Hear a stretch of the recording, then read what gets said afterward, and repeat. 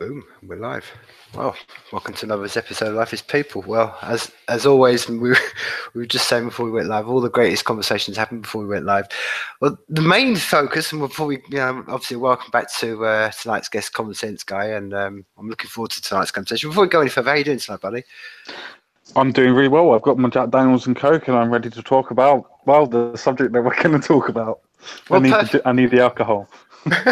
Well, perfect. Well, I think there's no better, as I said to you before, there's no one better I can really to have this conversation with. And the whole point of this discussion tonight, and I think we should start off like all good conversations with the very basics. And I divided it into three areas. One was meritocracy, one was equality of opportunity, and one was equality of outcome. And I've separated them into three different areas because I think a lot of times meritocracy gets mixed in with equality of opportunity. And I think if you nuance it, there's a separation. So that's my general one. So I don't know. So maybe if I hand over to you and say, well, okay, maybe you give me your best understanding of what you understand, and I'll give you the side you're going to love the most. What's your understanding of equality of outcome?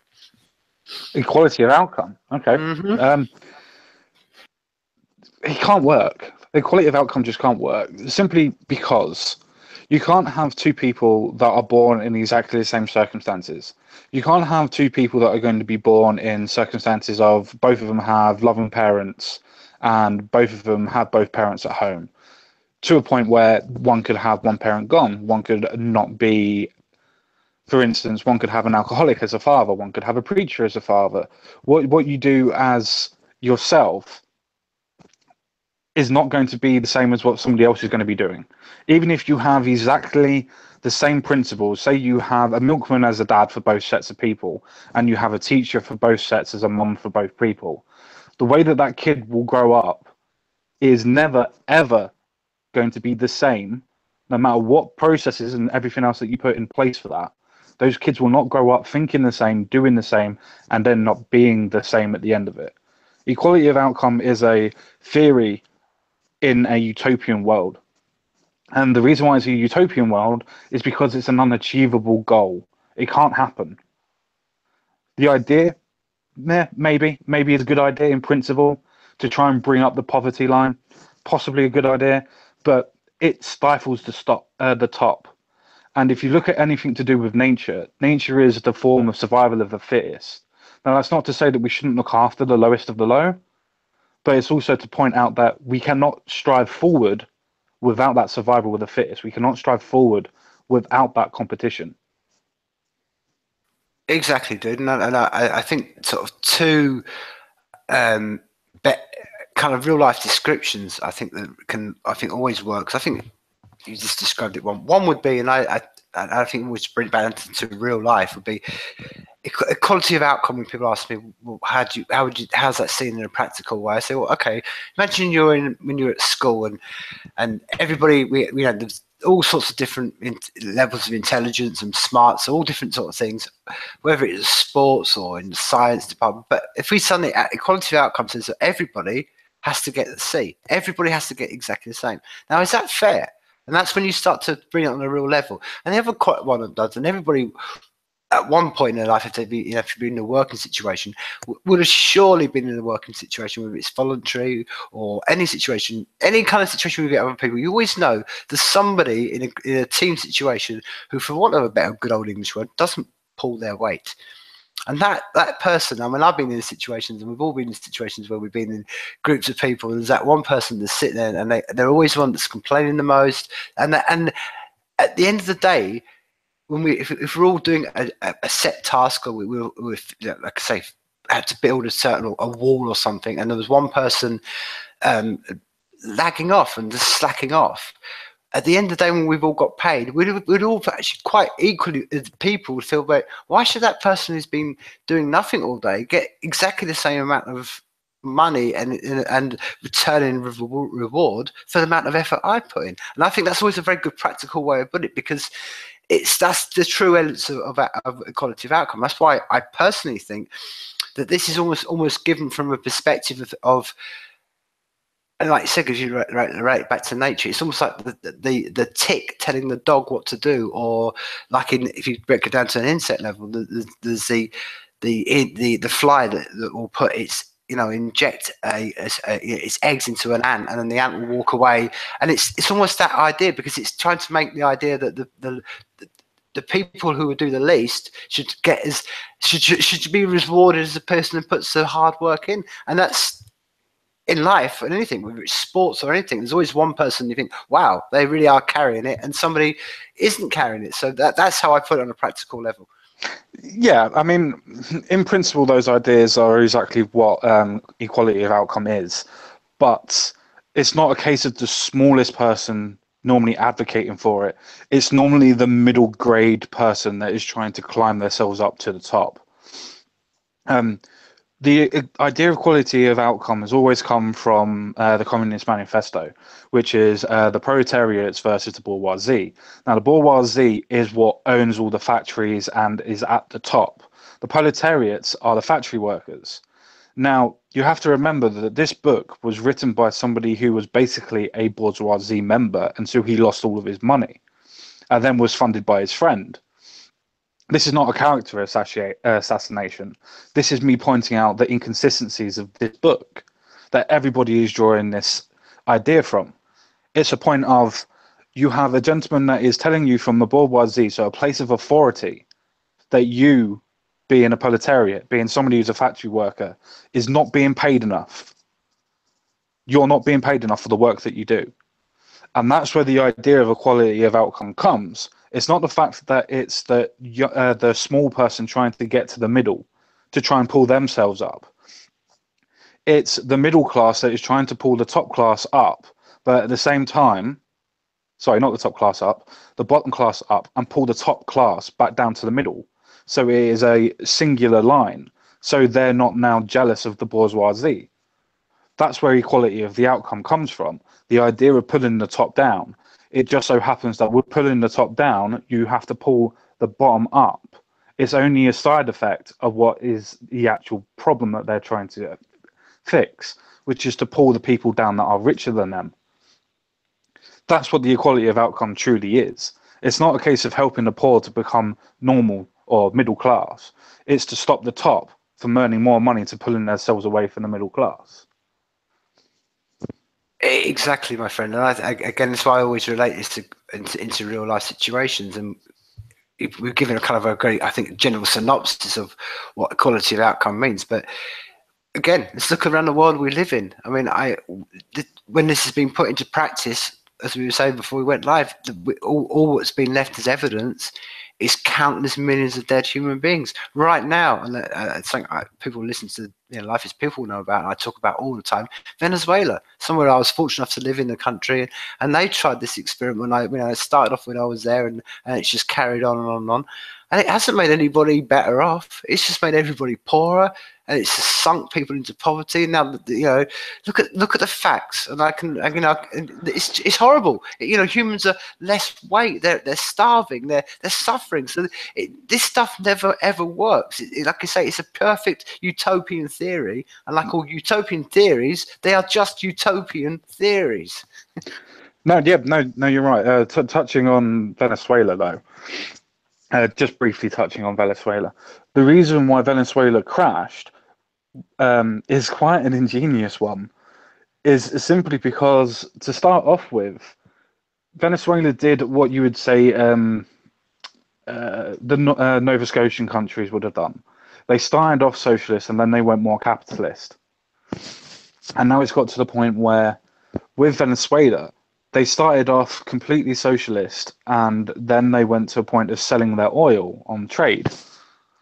And it's now to the point where, because the oil dropped and it was the only outsource, meaning they weren't getting any in-source from outside of the country, meaning that their economy was losing money every time they sold a barrel of oil. And that's the reason why they lost so much money. It wasn't simply just because, well, obviously as well, the actual dictators at the time were also siphoning off shit tons of money as well, which is the common case with dictators in the communist union. It comes to the point where they were losing so much money that they had to nationalize more and more things because they wanted things to try and work over. But they did it the wrong way. Instead of nationalize it, they should have privatized it. And then those people could then trade with outside of the Venezuela. outside of the country. And if they would have done that, they would have been drawing more resources in from outside of the country, and they would have been able to survive. Even with a socialist government, if they were to have a capitalist system of trade, they would have been able to survive. But because socialism in itself states that you cannot have that economic system, it will always crash. Exactly. I mean, not only will it always crash, my friend, but as I was saying, the evidence that's left in every country where this theory has been tried out is exactly what you just kind of alluded to. What's left behind it is the potential waste of human being and all of their knowledge and all their potential left on the deserts of unpotentiality not fulfilled. Because I mean, you said there's a perfect one about the oil. They had. I always sort of look at the two. Look Norway. I mean, they've had their oil reserves and they put so much of it. They reserved it up and they've got it all banked up for when they know that it's going to run out. Now that whole idea of infinite resources and and they just basically just banked on the oil, and then it all started, like you said, real life kicks in. But in the meantime, when they did have the good times, through whatever system, nobody, and even under the times when it went to social, nobody started investing in people and went, okay, what we need is more education, more schools, all the things they talk about. That didn't happen. All that happened was, oh yeah, the Chivestas were looked after. Oh yeah, oh fine. They were given little houses as long as they towed the party line and said the right things. It's exactly what George Orwell wrote about. And we've seen this over and over again. And that's one of the things that I can particularly talk about Venezuela, because I know what it's like to live there, and I have friends there. And whenever I hear anybody talk about it in the mainstream, you don't know what it's like, the reality of it. It's like, you don't know that it wasn't like a utopian for 15 years, and this is some, plan to bring. No, it's just years and years and years of this ongoing, like I said, preaching a dream, it's what we hear from Corbyn, this whole idea of everyone's going to be looked after and I'm the big friendly person. It's just all, like I said, it's theory, and it's in the bottom line of it is no one's invested in the human potential and the human people behind it. And then you get what's left in Venezuela right now, which is just suffering and humanity in a terrible state. Yeah, no, I completely agree with you. With the point of quality of outcome, people always think that quality of outcome means that if you're good enough, then you'll be all right. It means that everybody's on a level playing field. Nobody's on a level playing field. The only thing that can give you a level playing field is capitalism. Now, capitalism in itself states that, I'll simplify it as easy as possible. For myself, capitalism is the point of being able to use my body, my free trade, my skill, my anything that I want to use to be able to trade with somebody else as a single interaction that is for me and me alone. So to reiterate, that is me being able to sell my trade, my property, my person. Those are the three things that I'm supposed to be able to do in capitalism without any form of government tax, i.e. income tax, which is a levy specifically given in the UK at least to people that are taxed on salary point. So when people say that we're in a capitalist state or we're in a capitalist union or whatever they want to call it, we're not in a capitalist union, because we wouldn't tax ourselves from a point of origin. We wouldn't tax ourselves in general. We would give it to charity. And that's where the difference in capitalism is. Now, I'm not saying that I think that's the best way of doing things. I do believe in a tax system, but I also don't believe in taxing from the source. It's a case of, for me, I'm a little bit contradictory, but if you want to know what the definition of capitalism is, it is literally, for me, myself, being able to serve my skill, my trade, my purpose. That is literally it, without any sort of coercion from the government, no other trade or anything else between me and somebody else. That's what capitalism boils down to, not what this quality of outcome is supposed to be, where everybody's on a level playing field and everybody has to be pulled up and everybody else is pulled down. That's not the idea of capitalism. That's not the idea of free trade. Free trade is, if I've got a teddy bear I want to sell you and you don't want the teddy bear, it's not for me to force the teddy bear on you. It's for me to wait until somebody who wants to buy the teddy bear to buy the teddy bear off me, not for me to force you to buy it. And that's what quality of outcome is. I am being forced to do what you want because I have to give you money. Or, for instance, if I was a sports star, because I can't run very fast, that means that everybody else would have to run at my speed. because quality of outcome then states that everybody else had to go at the slowest person's rate. And that's why everything fails. You have to have competition. Competition is what drives everything forward in life. As I touched on before, that is the form of nature. Nature is the fact of survival of the fittest. That is how evolution is formed. That is how we have had so many mutations to be able to say that we're brainy, to be able to work out language, to be able to work out social constructs. That's the way that we've been able to evolve. If we did not have the process of competition, we would not have evolved. We would not have learnt fire. We would not have learnt anything. It is the process of competition that compels us to move forward. As soon as you take away competition, you will stagnate. And as soon as you stagnate and get comfortable, that's when disasters, for instance, like the dinosaurs occur. When you can't evolve any further, that's the point where things end up dying away. Yeah, completely, my friend. And I think one of the key words, and I think we hit the nail right on the head, and this is, to me, it's always been about and I said this before, the theory or of quality of outcome, is it requires what the very key word you said, force. Now that's the thing. Difference between, as you said, capitalism or free trade or whatever you want to call it, that's free choice. No one's forcing, and the outcome, quality of outcome, requires force. It requires force of a gun or force of anything, force of a threat of a cage. If and that is, like you said, then you try to, and this is what we, where you lead them into a very eloquent point of saying, that force then eventually has to force against nature, and you have to start. And this is where we're living in right now, where we've got feminists or other telling us that biology is just a social construct, and it's you have to do this forcing of twisting nature and becoming things that aren't true into truths, and all the things that Orwell and all those people talked about, but the essence of it being you're trying to force things rather than it being a choice. And that's the whole. This is what we see with that theory. It becomes a forcing of how words you can say. This is what we live in. We have to say certain words, and it's not out of choice. It's out of a threat of a cage if you don't say it. This is where this leads to, and it's that force or element. Worse stuff.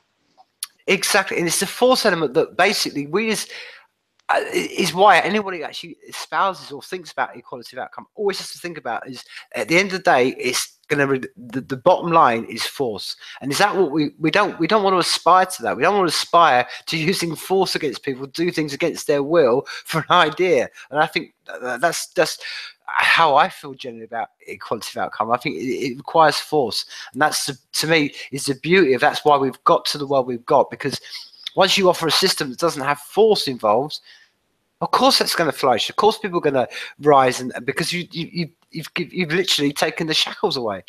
Yeah. To touch on that aspect of force, as what you just said, you've got the point where. Oh, that just went right out the window. That idea went. Yeah, no, when you were saying about force, it's a case that even with the process of tax, where people say, tax isn't a force of coercion, it's not a force. It's like, yeah, if you don't pay tax, you go to prison. There is a gun at the end of tax. Now, that's not to say, as I said before, I don't believe in taxing. But if you're going to try and force people by going after the super rich, as Jeremy Corbyn did when Grenfell Tower was on fire, by going, we need to appropriate these houses and let people be able to live in those houses. Can you imagine if that was your house at 90 grand or 80 grand or 70 grand, where he's now saying, we're taking your house, whether you live in it or not, or if you're on holiday? That is what Jeremy Corbyn was planning for at that point in time. Not what the Conservatives did by providing all hotels and everything else like that, bought and paid for everybody to live in at that point in time, until they found places near the areas where they were living to begin with. Now, that's not to praise the Conservatives, that's not to denigrate, but those are the difference. The country looked after the people there simply because they paid for them to go into hotels.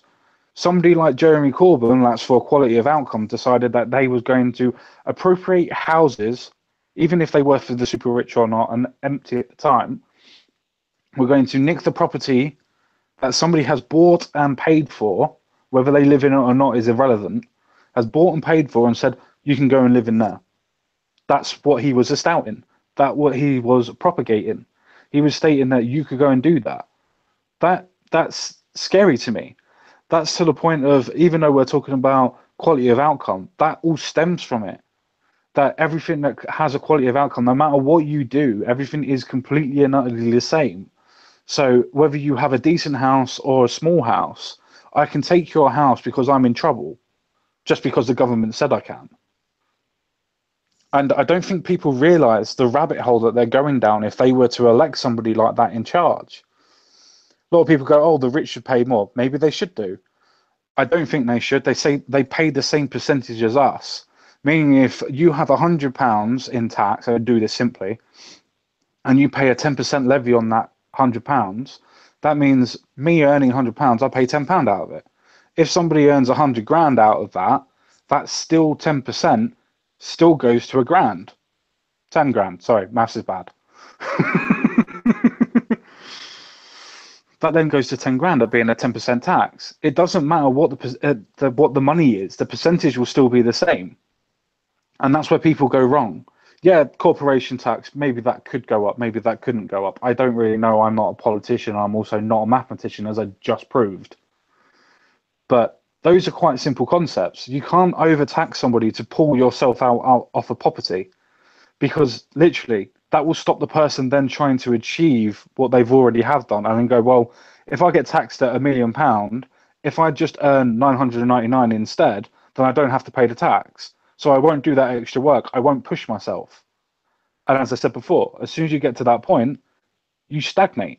And as soon as you stagnate, you're not going anywhere. Competition, the actual process of economics will steadily stop. You won't have the point of, what's the right word?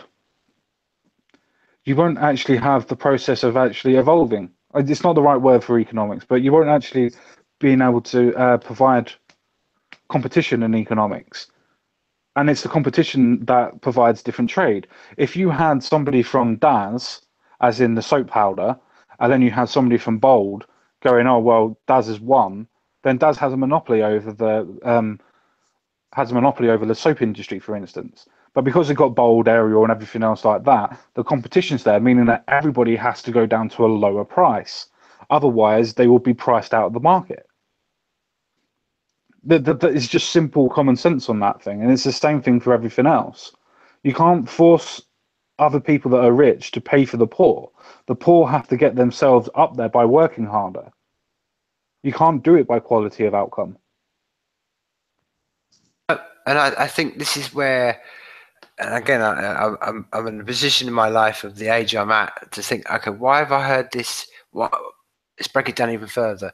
Why is the whole theory of equality of outcome still used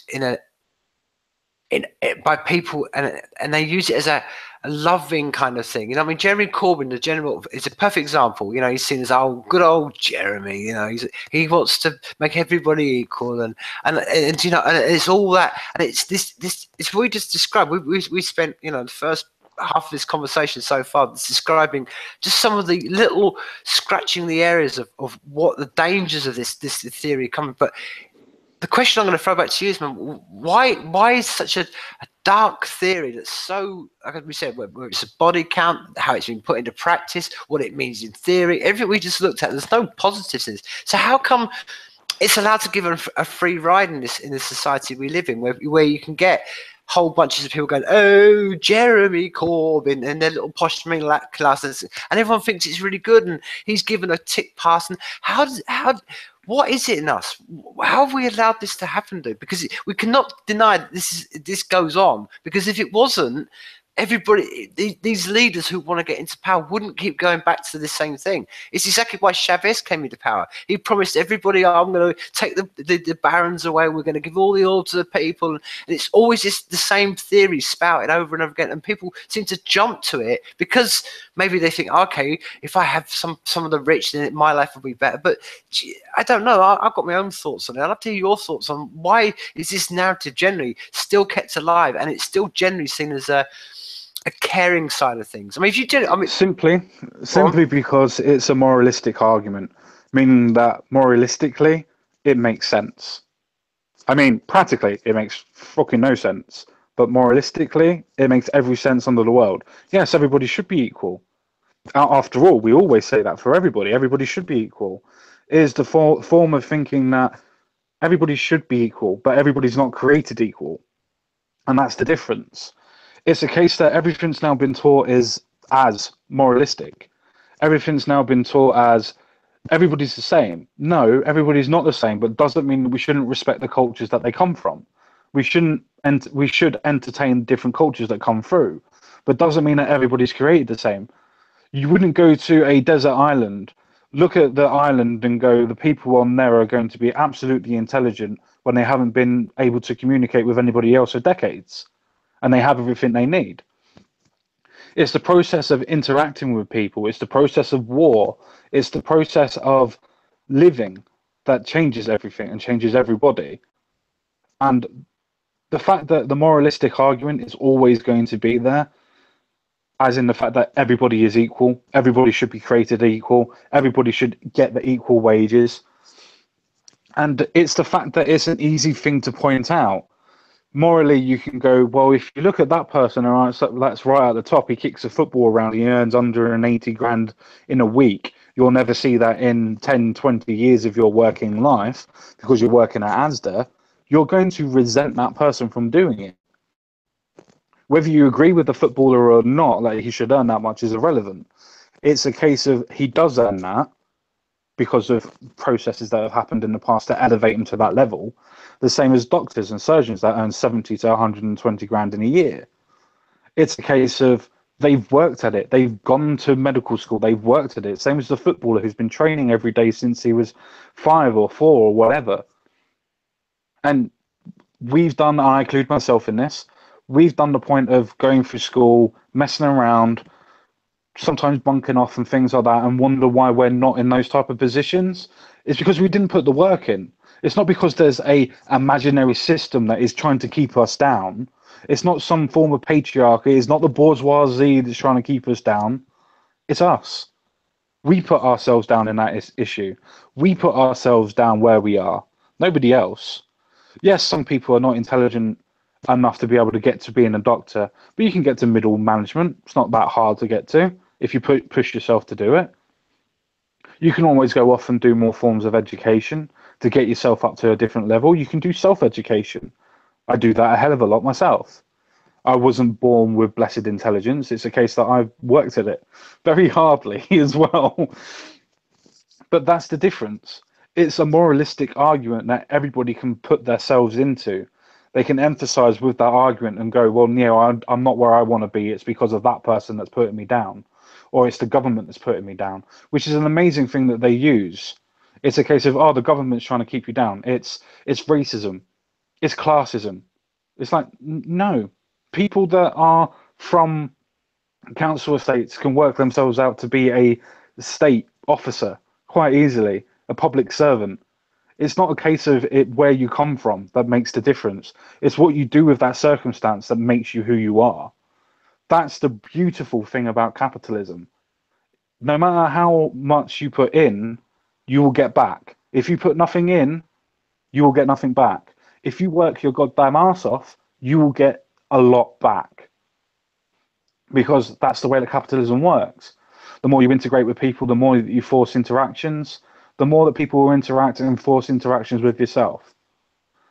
With quality of outcome and this moralistic argument that's going on about, oh, we should all be created equally, we are all equal. Bollocks. We're not created equal. It's not the same. My level of intelligence is not the same as yours. My creative intelligence is not the same as yours. That's just life, and that's just two people. That's what's worrying. That's the moralistic argument. If you try to cut down everybody's creativity, everybody's level of intelligence, you are going to have one level of intelligence. But that, for people that are at a lower level at that point in time, is moralistically acceptable for them, because they will get pulled up to that level. And if that means that they have to pull in line and lose some of their liberties and freedoms to get to it, then they're willing to do it. Me personally, I like my liberty. I like my freedom. And I'm willing to fight and die for that. That's more important to me than being able to decide if little Frankie can come and play football with me or not because she's a girl. If she wants to play, come play. But don't expect me to take it easy on you like I would do with somebody else. If you want to play, come play. If you don't, then don't. Exactly, man. And I think I can't concur with you any more than saying I completely agree with everything you said there, man. It's exactly why we all have to die. You know, literally. I mean, I always like to pull these back to real conversations, and you know, I'm always reminded, and it's not just the time of year and stuff, but you know, we're lucky right now. We can have this conversation as we are, and you know, we're having discussions and words. Dude, it was only a few decades ago that, you know, your family, parts of my family, you know, all particularly parts of people, we're all affected by humans killing each other for humans for this very thought process. So that's what I was trying to get to. You know, to me, the more uplifting, positive, and moral argument of what you said is exactly what you just said. I mean, this is my point, dude. This should be what you just said. Should be capulated, cut into 2-minute little clip, and sent out to the world and say, look, that's the inspiring argument. But why is it? That's what I'm saying. But you know, that to me is what we're fortunate enough to, you know, we live in Great Britain or United Kingdom, whatever you want to call it, but we were you know, brought up on these ideas of enlightenment, and like you said, all the things we're talking about, you know, all the things that you just perfectly, you know, spoke upon, and yet that argument is being worn down day by day by day, and and been overtaken by, like you say, a negative kind of moral argument that isn't positive in any way. Like you say, it doesn't espouse positivity. It brings, like you said, it brings everyone down to the worst outcome. So maybe the you know, the question deeper is okay, if it's not been given in the mainstream media, is that for, how do we spread this positive message? And I personally, my 2 cents in this argument is, I think it's by people seeing, as it should be, the inspirations. You know what I mean? People who do stand up and do it. And it's always been the case. This is why, this is on a real life level. I mean, your boxer or your football player who rises from the streets of a council street, dude, he's respected. Okay, he's going to have his, for want of a better word, haters, but a lot of people will respect him for what he did because they know that the effort and the work he's put in. Well, that's why they become... Even worse. Even better. Footballers, when they get to a certain level, are treated to almost a godlike entity. Mm-hmm. They have songs written after them, even after they've died years and years ago. They still have songs that are sung and remembered. Remember the good old days, Johnny. Do you remember how Michael Owen scored like 3 goals for Liverpool back in the day? Do you remember where Michael Owen did his knee in? You've got all of the points of that point, the good and the bad, but he's still immortalized. And it's the same for all the rest of them. David Beckham getting us into the World Cup, for instance, with that amazing free kick for Greece. It's a case that they're not just levels of, oh, you can see how good they're doing. No, they're gods. They're remembered as God for the common people because so many people immortalize them because they wish to be that person.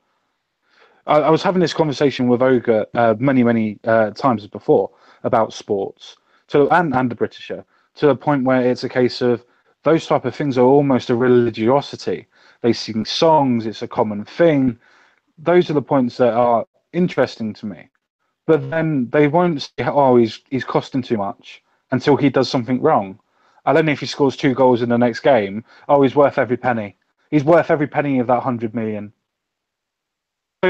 Well, okay, but these are the same people that then spout that somebody that's earning 100 grand in a year is classified as rich and should be paying for them to get better jobs. To me, it's a case of you have double standards. You look at people that have done better than you by being more intelligent than you, and you think, I want what they've got. But then you've got to the point of somebody who's done something physical. It's like where somebody uses their creativity to make songs and sing, which also come from council estates and things like that as well, as you quite rightly said. They look at them and they still immortalize them as gods. We put them on pedestals because of their gift, their skill with whatever they do. But a banker that's just going around trying to move numbers, that deals in billions in the middle of the city of London, no, he's a twat. We don't like him. He earns too much money by just moving money around. He does nothing. There's a skill in everything you do. You get paid by the skill level and the structure. Just because the structure is different in a footballer to a banker doesn't mean that there is not a skill level in that instance. Sorry, I took over your conversation. No, do not, because if this ties into exactly to what the point, I think we're both, sort of like dancing around here, is it basically comes down to, and I think this is why that is such an elixir to many people, the equality of outcome idea, is because basically, I think a lot of people, I'll speak as real as I possibly can be, I think a lot of people, when they face that mirror of themselves, are like, oh, I don't want to face that hard work. Oh, I'm not going to be David Beckham. And instead of me trying, I don't want to do that. So they fall back into a lazy, weak mindset and say, okay, if I can be the lazy, easy way out, I'll get I'll bring everyone down to my level. And that's the point, because I think it's when it all falls down to all this, man, all these constructs, all these rules are all written ultimately by the agreement of us as consensus. And you basically it falls down to, look, we've all, as you said right then, man, there comes a point in our lives when you realize, like, okay, I'm alone. I was born alone. I'm going to die alone. So actually, all this in my life is going to be down to what I do myself. But people, when it gets to that moment, and I'm sure you've had friends, and you've had it, we've all, anyone listening probably had people they know. They get to that point, and they're like, they get scared. They look into the void or the mirror of themselves, and they get scared, and they'd rather just run off and get, oh well, let's go and get everybody else's money to make my life better. And it's a danger, man, because it's that danger that leads to dark places. So I think it's, again, that's why I said before, I think sometimes it's needed that we need as many voices, especially the times we've got right now where we've all got the tools, we can have these conversations. And even if we're making just the small little rings in the dark, the little rattle, the nightman's white rattle in the night time, saying, look, just beware, even if it's just that, at least we're doing something. Because to me, that's what I said to you before we went live, man, I think we're on the right side of history. And I hate using that term, but I really do think we are, because as I said before, we're not arguing against, we're not saying against nature. We're going, hey, this happens. It is unfair. Oh, dude, when I was a kid, I would have loved to have been, playing at Wembley and scoring a goal in a cup final. I soon realised it couldn't. It wasn't, I just didn't have that innate talent. I maybe didn't have the drive. Maybe a million and one things. But I didn't sit there into my 20s and complain about it. You kind of got over it. And it's at some point, almost, we've all got, as a species, got to grow up and face that mirror themselves. But I think a lot of people, I don't know how you feel about it, I think when they get to that moment, they just become afraid and go, well, okay, I'm not going to face up and do anything myself, and I don't want to do it, like you say, the equality of opportunity and being a merit and do anything by myself. I'd rather just pull everybody down. And it's yeah. I can understand what we would call champagne socialists, where I can understand people up to the 26 and 27s from going through academia for the last couple of years, as I said. I can understand them buying into the idea because it's been force-fed to them. But then you look at people like Jeremy Corbyn and you think, okay, he's been an MP for 30 years. Before that, he was a city councillor. He's never had a real job. He's never understood what it's like to be working class, really, because all he's ever done is worked either in the city, being a councillor, or he's been an MP earning over 70 grand for at least 10 years. And you sit back and you look at people like Jeremy Corbyn and you go, how can people honestly think that you're a man of the people?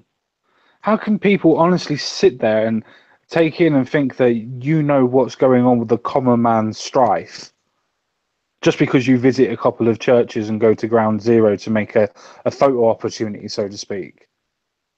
How do you know how things are going on when you've never dealt with those type of issues? At least haven't dealt with them in the last 25 years, not knowing what going on down on the ground, so to speak, what's going on. And then you get people like Diane Abbott. They go, oh, everybody's so racist to me. Okay, fair enough. You might get a lot of problems where a lot of people send you stuff. That shouldn't happen. But at the same time, you're an MP. You've been an MP for God knows how long. People can't be that racist to you if you've been an MP for that long, can they? That's these points that I'm trying to make. People always blame something else rather than their strife and their own struggle. It's a case to me where people are force-fed this false narrative now where everybody's racist. If you're a feminist, everything's from the patriarchy. And if you're any sort of form of, if you're white, you've got this white guilt and you've got this white privilege and you need to step aside. And those are all force-fed into people nowadays. And that's where the morality argument has now been skewered to the point where everybody is now using it as their moral arbitration or moral collective to say, no, this is what we deserve. We deserve this. And nobody deserves anything. It's like this point where people say, oh, is housing a human right? No, housing is not a human right. You need to be able to pay for your point. That's the reason why we give you a social netting. That's the reason why you have it. It's not a case that you're getting it for free. Somebody is fucking paying it for you. And it's the same thing for me. I'm disabled. So it's a case that I get the same sort of thing. But somebody is paying for you. It's not a free thing. So no, it's not a human right. It's the same thing for medicine. No, it's not a human right because people need to train to be able to become a doctor, but to be able to become a nurse, to be a surgeon, to be a clinical bloody receptionist. They all need to train to be able to do this type of stuff, which means somebody needs to pay them. Somebody needs to give back to what they've done. My point is that just because we claim that things are human rights and things like that and we deserve them, doesn't mean that we do deserve them. We don't deserve anything. We have to work to it. That's my point. Exactly, man. And I think it's a very good way to sort of round that whole, as you just mentioned, with equality of outcome. So let's turn the, maybe from the negative side of this, and let's look at the other side. The other side is equality of opportunity. My understanding of equality of opportunity, ultimately, I think we were, as I basically see, roughly the country we've been brought up in. I'm not saying it's a perfect system, but we've had the opportunity. I've got the opportunity to become a football player. I had the opportunity to become a doctor or a banker, and it's always been, as you quite eruditely saying, that's the decisions we've all made. So opportunity, quality of opportunity means reverse to what we've just been talking the first half of this conversation and saying, hey, the opportunity is there for you, and everybody should have the opportunity to rise up and down, and that goes with everything. So it's the same reason why, it goes from both ways. It's the same reason why, should you, have to bow your head to some royal figure. It's the same idea of, well, it's all merit-based. We can all go up and down. And equality of opportunity means we've got the same opportunities to rise up and down that ladder as we see fit with our own choices, as you said before, without the force of a gun. That's, in a very quick nutshell, is my understanding of quality of opportunity. How do you see and understand quality of opportunity? Well, quality of opportunity is a redundant statement to me, simply because how you've just quite eloquently put, the quality of opportunity is there for everybody. It doesn't matter if you're black, white, yellow, green, polka dot, purple, whatever. If you've got the skills, somebody will hire you. If you've got the skill, somebody will look after you. It's a case of the quality of opportunities doesn't care about your background. It doesn't care about your history. It doesn't care if your dad was an alcoholic. It doesn't care if your dad was black, white, or yellow, or whatever. It doesn't care. The quality of opportunities is a case of it's an opportunity for everybody, which we have in our system. We don't need to change that. Where people go, oh, we need to have an equality of opportunities. We have that. There is nowhere in any place of work that you would be discriminated against and not be able to use that against the court of law to sue that person to get your wages off of them and to sue them to a point where they would be able to pay for you for however long you might have been able to work for. Those laws are in place. It's the same as when I've had somebody come up to me and say to me before, "Oh, somebody sacked me because my boobs were showing too much." It's just like, well, first of all, why didn't you just do up your blouse? Second of all, well, that's a case of discrimination. That's a case of discrimination. So why didn't you go and talk about it? Oh, it wasn't just that. Is that, oh, it wasn't just that. So what did you do? Oh, I was screaming and shouting at the person as they said it. It's like, okay, well, maybe it's a case that the job itself didn't want the fact of showing off too much cleavage or anything else like that. Maybe it was a professional place. It's the same as in I can't go down with no trousers and pants on. I've got to wear trousers. It's the same as I can't go into some shops and bars bare chested. That's just something. If I want to drink there, same as if I wanted to work there, I'd have to abide by their rules. It's a private property. It's the same as if you go into a court. You have to make sure that you've got shoes on your feet. You got to make sure you're wearing trousers and a top. Otherwise, you're not allowed into the courtroom. Now, is that the courtroom's fault or your fault for not being able to wear a shirt and a top? But everybody's got these classes of opportunities where they're able to do what they want.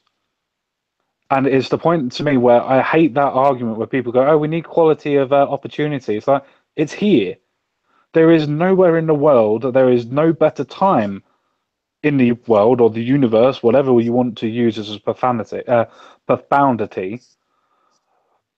that is better than what it is now. Yes, it will probably get better. I don't see how it can get better when there's so many people that are, by law, included into this law of diversity that's going on at the moment. Maybe socially, some certain people might be different socially. In general, they might be. Because I'm not saying there aren't racist people, I'm not saying there aren't sexist people. But by law, we're the most inclusive for opportunities that we ever have been. So that argument of, oh, we need quality of opportunities, it's already here by law. I completely, my friend, and I think I'm always the first to say this to many people I speak to, because I get to speak to both sides of the echo chamber, and I say to people from one side of the echo chamber, and I say, why do you think so many people around the world literally are fleeing to come to here? And I know there's arguments about certain things, but generally, a great percentage of those people, I'm not going to get to percentage terms, but generally, a great percentage of those people are running from places where they're living under outcome, quality of outcome, so they can't rise and for whatever, because they're a woman or because of this or because of, and they're going to somewhere where they think, okay, this is more of a shot of the opportunity, and that's why all our, let's be real about our parts of the world, man. That's why all our fruit is being picked by majority by people from Poland, Slovakia and stuff, because they think, well, wait, I can come over here and I've got the ability to get some money that I didn't have in my Russian ideal utopia, back in the Soviet days. And it's that to me, it goes back to what you said about sports. It goes back to, I think it's the greatest. I don't know. It hasn't come maybe naturally to us as human beings. This is one of the things that I'm always telling people that. Well, I disagree with that. I disagree with that. If you look at the way that sport was in the 1950s and 60s with black players in football history, people would always call them all different names under the sun. But as soon as that player started playing well and scoring goals, they were accepted and included into the group. There is nothing 100%. Better than actually just going in and naturally making it work rather than forcing the inclusion. Oh, 100%. So yeah, we've maybe got to cross wires there, man. People know I'm a Leeds fan, and one of the greatest players in Leeds United history is Albert Johansson, who came across here in the 50s and was the first black guy to play at Wembley in the cup final. And exactly it, dude. So yeah, I've said I could go to musicians. Blues musicians were leaving America in segregation, coming over to Northern England where there wasn't, and they were accepted. So, dude, that's what I'm saying. What I'm trying to mean about it. It's not always been a natural thing. If you go back 500 years ago, we were living under Catholic repression, and these things didn't just happen spring out. It's taken a lot of bloodshed and a lot of human beings. I mean, go back to the Second World War. I mean, we didn't just survive it. It took a lot of people laying their bodies on the line. If not, we would have been under some sort of dictatorship. And that's what I mean about it's been a struggle for humanity to get the idea of this quality of opportunity and the idea we can free trade with each other and we can exchange, and that somebody who is, like I say, from a council state can end up running a company. How inspiring is that? You go to I've lived in Argentina, you go to some parts of the world and everything's decided by mafia. You haven't got a chance. This is such a beautiful golden little light that we're so fortunate enough to live in this part of the world. And I say that over and over again, because right now, as I said, it's just the natural state of it. But for a lot of people in this world, it isn't.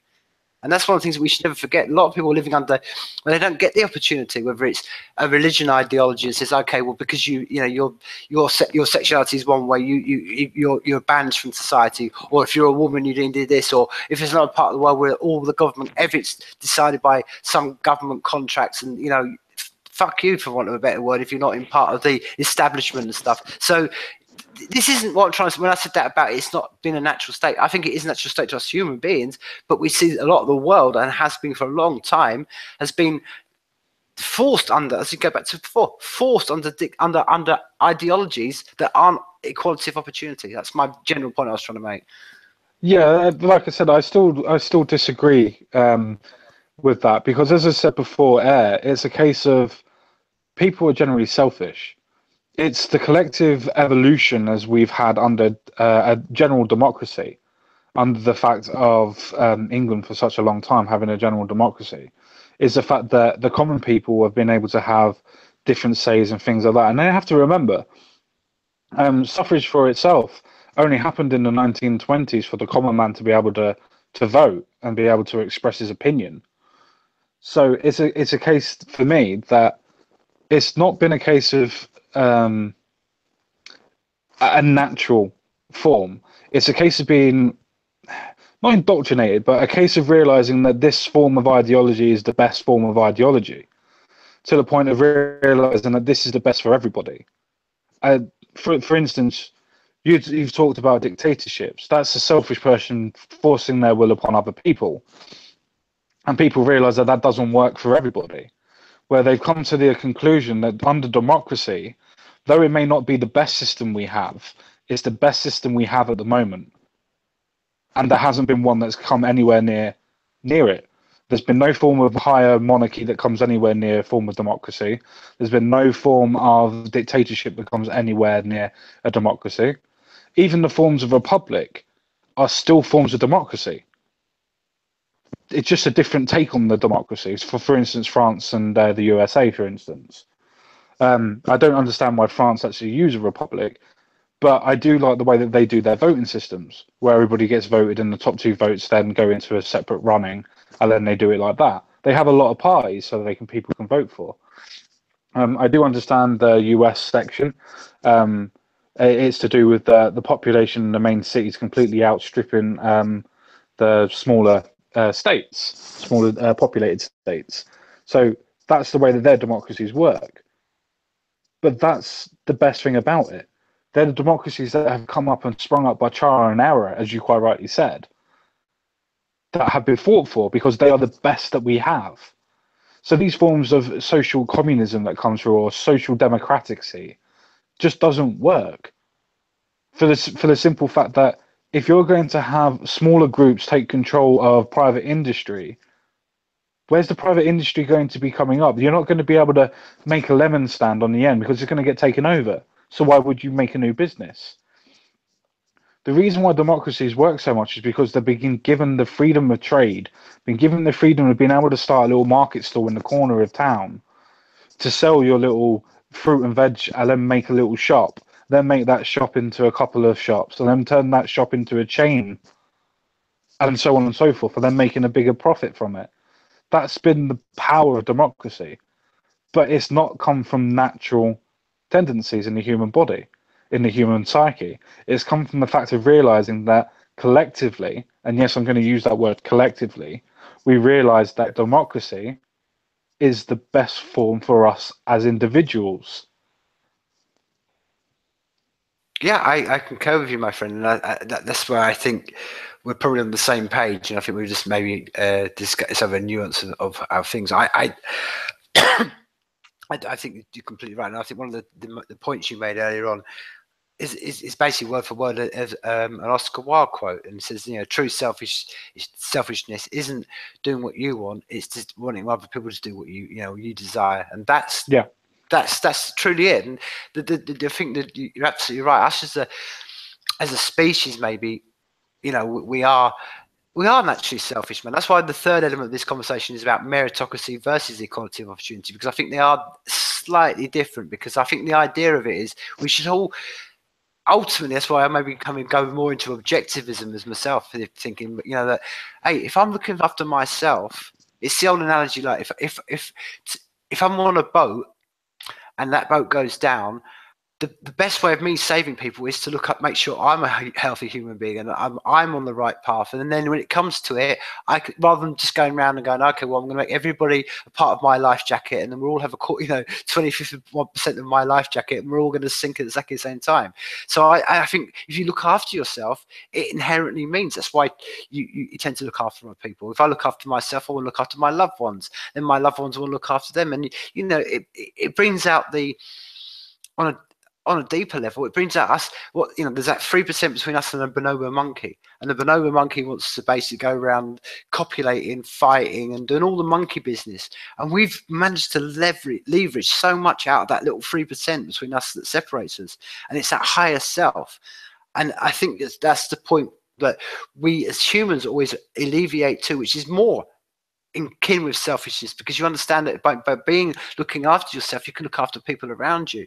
And that's why I think that's why I want to have this discussion with you, because I'm sure many people, and I have many people conversing with me, and in their everyday lives, they come across people, and the minute they say, oh, I don't want the government involved in this, and I don't want that, and maybe and they start to espouse any ideas of trying to look after themselves and building themselves up, they get called selfish, they get called that, and they say, and they're always immediately just thrown to the walls of like, you're this selfish, horrible person, which, hey, maybe when we're my age, we can deal with it, but a lot of people in their 20s, and they find it really difficult to deal with. And I think it's finding answers and solutions to these people, so they know, okay, well, look, in your life, when you are confronted with that situation, someone says to you, and you can say to them, hey, look, I'm a loving human being, and it's actually better for myself to look after myself than I can look after other people around you. I'm sure this is something you must have come across in conversations you had, because that's what I'm saying. It's this whole general narrative, as what we've been discussing tonight, that what you said quite eruditely, the moralistic positive argument seems to be equality of outcome. The selfish, horrible, twisted moustache character of is the equality of opportunity outcome, and it's twisted in our how we see things. I think it's trying to wrestle that narrative back to the positive of saying equality of opportunity, meritocracy, the ability to do something for yourself. There is no greater man holding you down. There is no.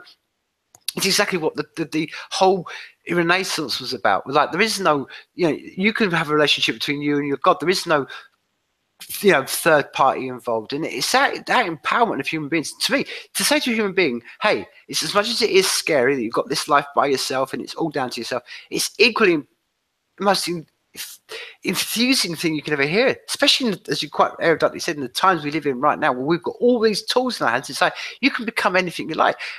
Knowledge that was, for me, 20 years ago was searching in the back of a library somewhere. Now it's a Google search. Now you can just key into your keyboard and listen to an audio book where you're going out and doing what your daily life and become more knowledgeable. This is, to me, that's the greatest inspiring thing. But we don't hear this a lot. We hear this general other side, and what we espouse in general public, and a lot of people come across it, and I get people saying to me all the time, it's like, oh, I say all this and people immediately call me selfish, and then I'm known as that, and they're attacking me, and it's that it's that wrestling that argument, that narrative back, which I think is what I try to say. I say to creative people, I think to shift the narrative in culture, it's not so much the higher idealistic, the laws and the theories.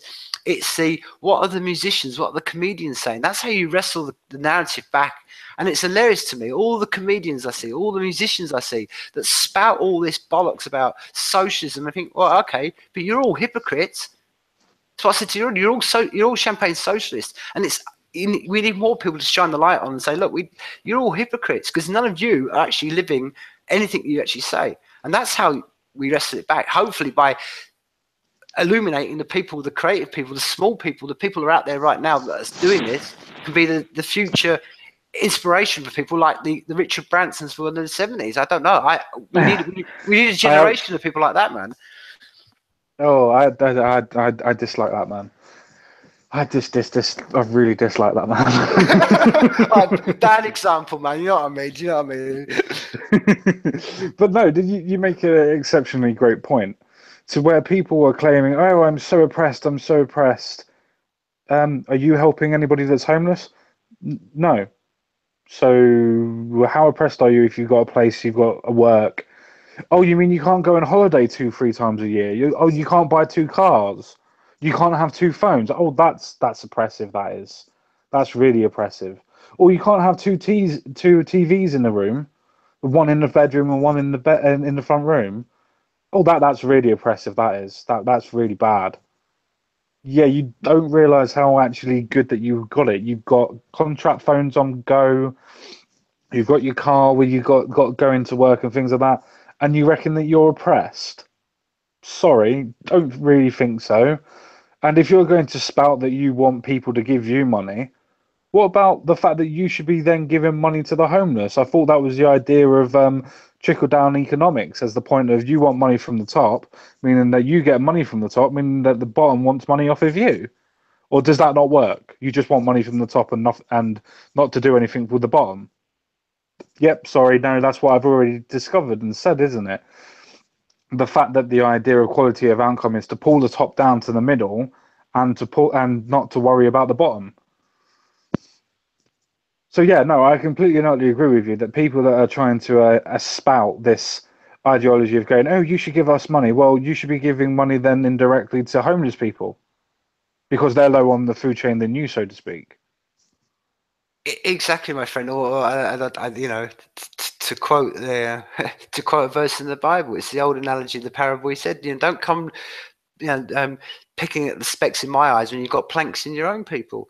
And that's my point. Yeah. I got to a very early age in my life where I was like, no, I'm not listening to any of the people that come to me and espouse a theory and ideology unless you live in it. And I'm the only person I'll take any of this stuff from is some isolated hermit somewhere who's lived 20 years and literally begging for food. And you know what I mean? And you think, okay, maybe you can tell me a way of like how we shouldn't be selfish. But for the rest of them, I'm like, when you're all getting in your little cars and going home and talk, that's what I can't. That's I said, dude. It's one of the things that frustrates me most about the country we live in. Well, I would even be more annoyed about the person that's been living on their own. How can they spout off of the selfishness of society when they're living on their own? What's more selfish than that? Fuck society, I'm off.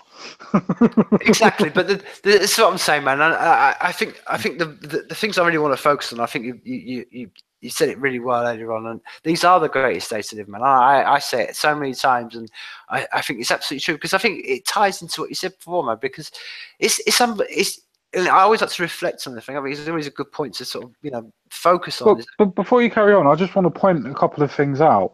Go on. You've got to this point where you've got Jeremy Corbyn coming out and saying, "Oh, nurses are on food banks." How can somebody that starts off on 22 grand a year be on fucking food banks? That obviously means that they're not living within their means. It's like when you've got students that are going out pissing all their money on their drink and everything, and then wonder why they ain't got no money left. Those are the things that annoy me. As I did the video recently to prove Jeremy Corbyn's lies completely wrong. Please have a look at the video if you are watching.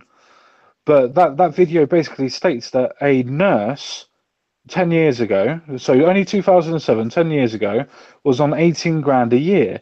Now, if you think that we've gone down in impression and everybody's not doing what they're doing, then how the hell has it gone up by 2.5 or 2.8% to 22 grand a year after being there for a year? The same as it's for a builder. How comes builders' wages has now gone up as a builder's mate at £9.50 an hour? If it was so oppressive to them and everything in economic terms is going on a downturn, why are they earning more money now than what they were doing 5 years ago? It doesn't make sense.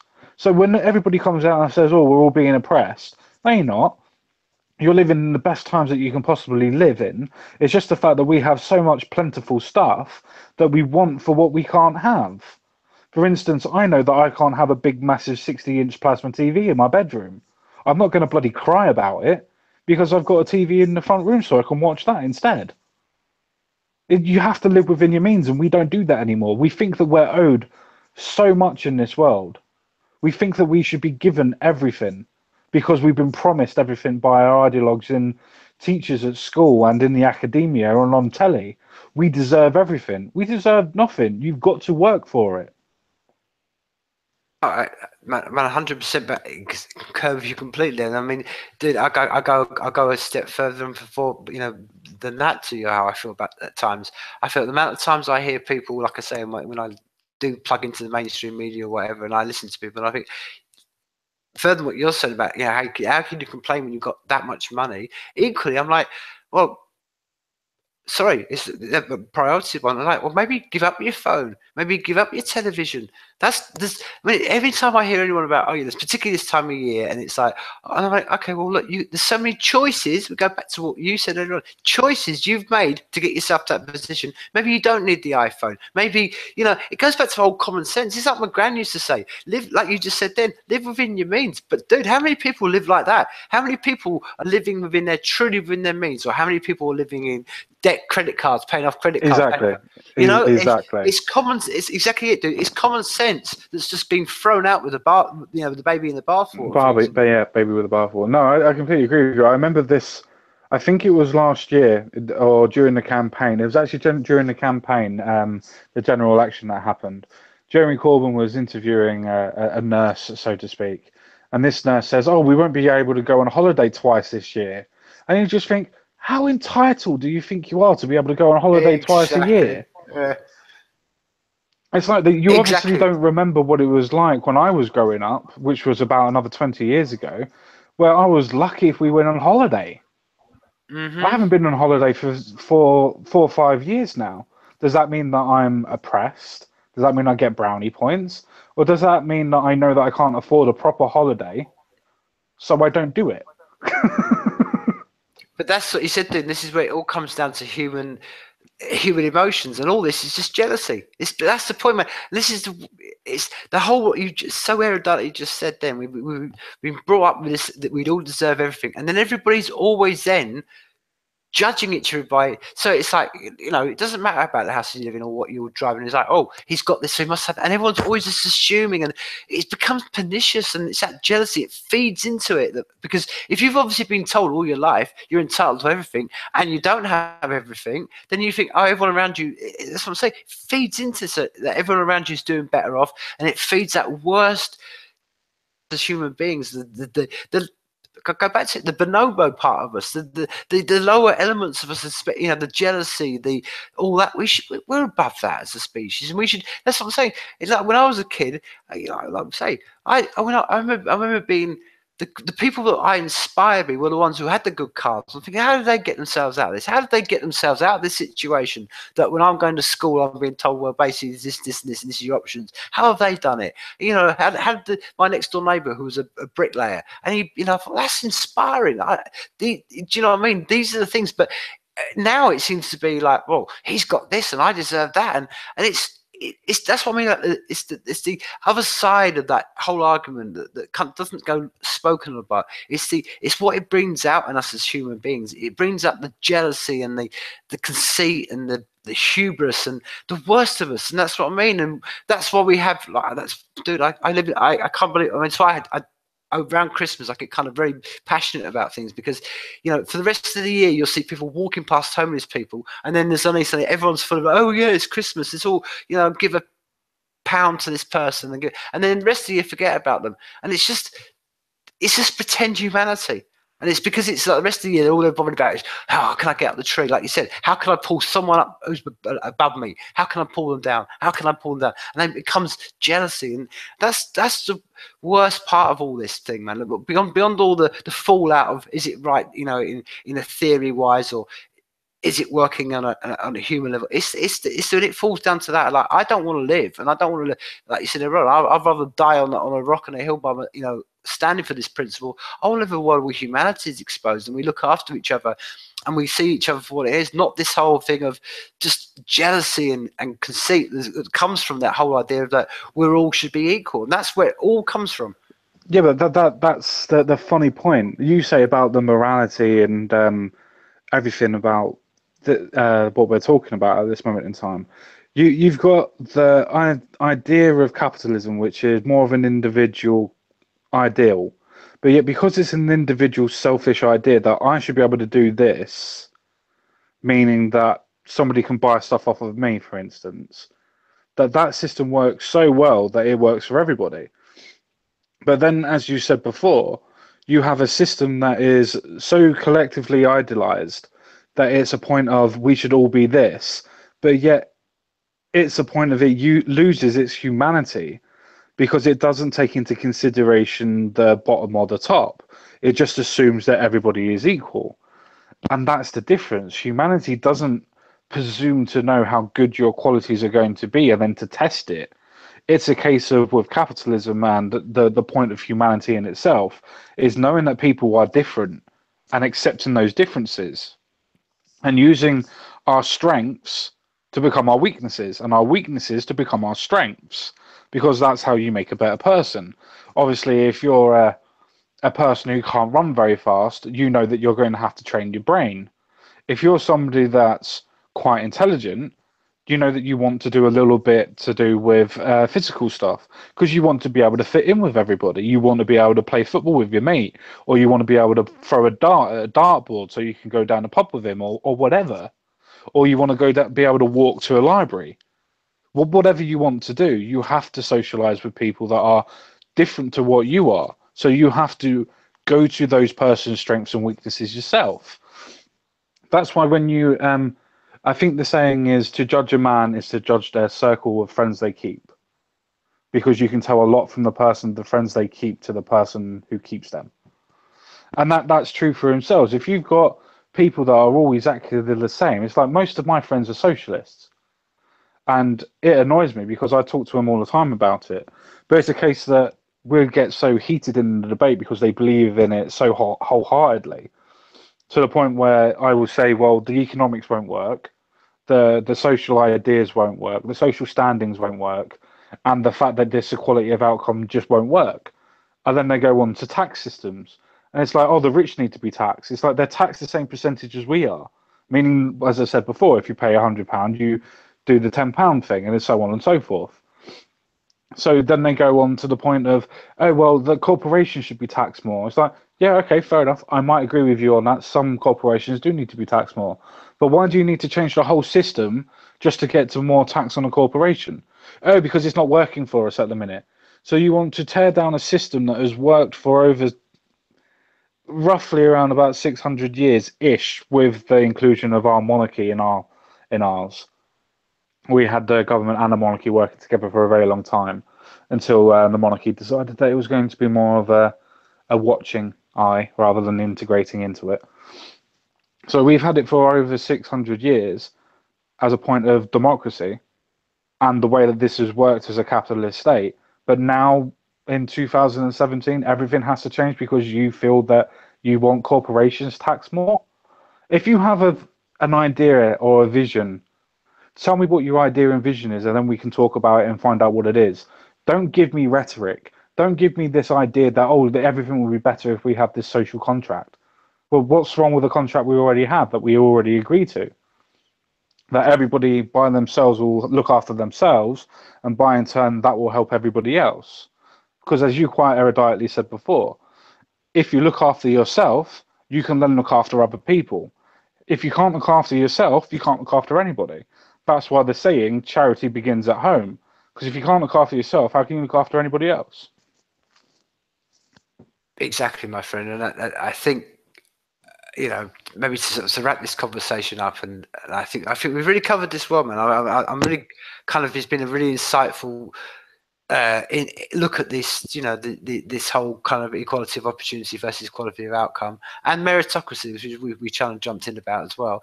But okay, before we do wrap this up, man, I'm going to throw this over to you. Is there anything, before you give your last sort of thoughts, but if anybody maybe, you know, and I always like to ask, is there any particular fonts of knowledge right now, you know, maybe if anyone's been inspired by this conversation, okay, this is go, you know, watch this, listen to this, read this. Is there any, you know, any kind of recommended follow-ups to some of the things that you've been talking about? To be honest, self-reflection. It's a case of you can read all the books and everything else under the sun. If I was to read all of the communist books and everything else like that, I still wouldn't follow communism. Simply because through self-reflection, I know that it doesn't work. How can collectively being the trying to get everybody to the same level just doesn't work?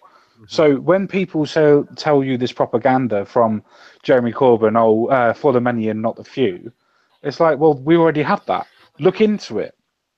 Do your own research. Don't believe what you, don't believe what Jeremy Corbyn, don't believe what anybody else says. It's quite easy nowadays, as we quite already said before, by typing into Google, "Oh, is this true?" and then doing your own research and going, "Well, no, the consensus is," because generally the consensus is right. Generally, not at this moment in time for most things, but generally the consensus is right, and your worldview will quite easily change by just challenging your worldview. And if you believe something because your mates told you about it, you're not going to go very far. If your idol that says on a stage, "Oh, feminism works for everybody," and you believe that wholeheartedly, your ideology will stumble when you speak to anybody that has the opposing view.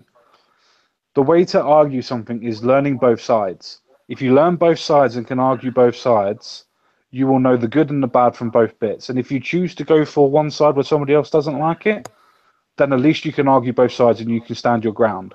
The worst thing in life is living by an ideology that you can't define. Perfect. That's a perfect Zen ending to this conversation, dude. But well, before we do finish this up, just a couple of things, man. I mean, I can recommend to anybody listening, right now, please go and go and check out the Common Sense guy on YouTube and on Twitter and stuff, and follow him. And because again, my personal opinion. You put out Sausage with Four Lives. I might be saying it in public. You personally, you're a shining light in the darkness, my friend. So I can't recommend you highly enough. And people, please check out his channel because it's been very inspiring since I came across him. So please check out his channel. And again, I have to sort of say, I love your cyber passes you have with Ogre and British. So please pass on the word of that, because that's another thing that it's again another great little venture you do, and it's really inspiring to hear you three doing that. And I have to say this because at times, you know, as we said before, we may not have the greatest reaching audience wise, but you'll be affecting and inspiring people that you're never going to meet. And sometimes it's important always to pass this across, because us creative people, who we tend to put our heads down and not realize that some of the effects we're having out there. And I think it's times like I'm reporting back to you now, you're having effects, and it's great stuff. So I can't hardly recommend even Cyber Pass, your own channel, and I'd recommend anyone listening to go and check it out. As always, my friend, it's I feel like we kind of scratched upon this topic, but we've kind of covered it well. And as always, I love talking to you, man. And the door is always open. We'll have to carry this on. So before we do go, man, I'm going to give you the last word. Thank you very much for your time, man. And we'll have to make this maybe pick up in a new year again. We'll pick up again. But I'm going to hand this over to you with the last word, my friend. Yeah, I very much thank you for giving me those words of confidence, because sometimes it is a case that you don't feel that you're having the reach or the desired expectations or growth that you were thinking. But it's nice knowing that I'm still having a reach and I am affecting people. So I do appreciate that. I appreciate coming on this show. I also appreciate the topics that we tried to cover as well. A lot of people don't try to cover them. Sorry. So I appreciate that.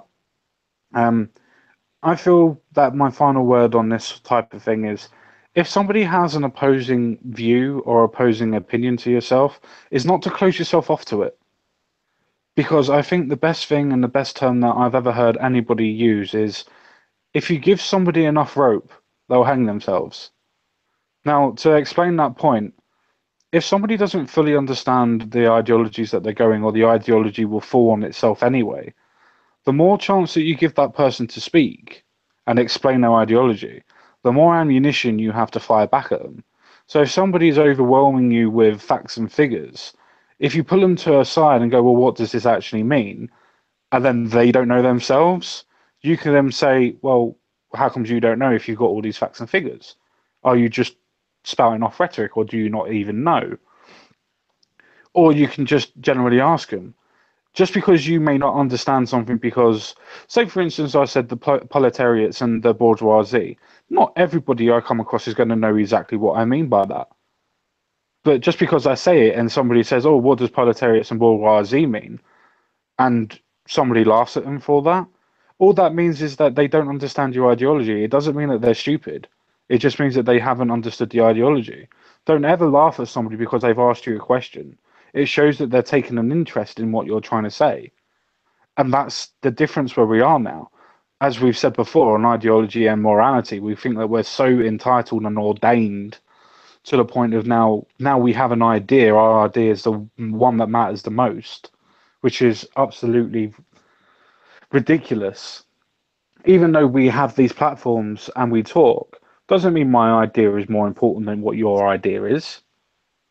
It doesn't mean that at all. It doesn't mean that my thought process is any different to what yours is. I'm still trying to look for the best way of trying to enlighten the world and help the world as best as possible, best that I can help it. So whenever you think that you're not doing anything and you're not going anywhere and people are laughing at you for asking questions, just remember, Einstein was never where he was because he didn't ask questions. Einstein was where he was because he did ask questions. He did his research. He looked at what was going on. It wasn't a case that he was a mathematician and then just decided to be a mathematician. Nothing to do with that whatsoever. He looked into physics, into stars and things like that and got into it and liked it. And that's the difference. You've got to find something that you like and then go for it. Because as soon as you find that level of happiness, it doesn't matter what the rest of the world does to you because you're content. And contentment doesn't mean being the richest person in the room. It means that you're happy with what you got. Perfect. Well, from thank you very much for your time, Dean. And I'm saying from up here in Scotland to all the way down there in England, I'm going to say life is people, people.